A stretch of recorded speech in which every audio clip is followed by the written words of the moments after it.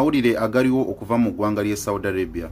Ensi ez'enjawulo Kingdom of Saudi Arabia babaganye okubeera nga bagendayo yadde n'okuvaayo ogenda mu nsi zaabwe. Mu nsi ez'enjawulo ze baganye okubeera nga zigenda mu Saudi Arabia mulimu eggwanga lya Turkey, Lebanon, Ethiopia, Afghanistan, South Africa, Namibia, Botswana, Zimbabwe, Mozambique, Lesotho, Eswatini, Malawi, Zambia, Madagascar, Angola, Seychelles, Mauritius and the Union of Comoros. Bamikwano agamawanga ag'enjawulo bagaganye okuyingira mu ggwanga lye Saudi Arabia olw'ensonga olwa COVID-19 asusse. Era eggwanga lye Uganda teririimu. Bannayuganda right now musobola okugenda mu ggwanga lye Saudi Arabia naye nga muyitira mu Dubai because Ethiopia bagisazeeko.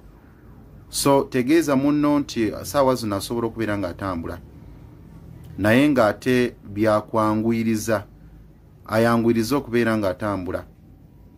So eyo misconception eriwo nti Ugandans tebasobola kutambula genda mawanga g'Abawarabu nkyamu. Uganda tetunafuna cases, new cases eza COVID-19 ezisobola okutugaana ogenda mawanga ago.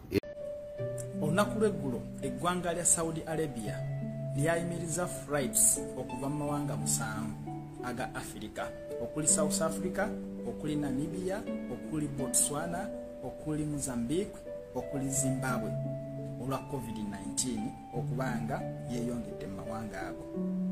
Era Saudi Arabia tugirabanga egenda eyimiriza flights okuva mu mawanga ag'enjawulo. Kitegeeza kigwali Uganda ng'oyagala travelinga yanguwako, gwali Saudi ng'oyagala kuvaayo yanguwako bw'oba ng'olina obusobozi.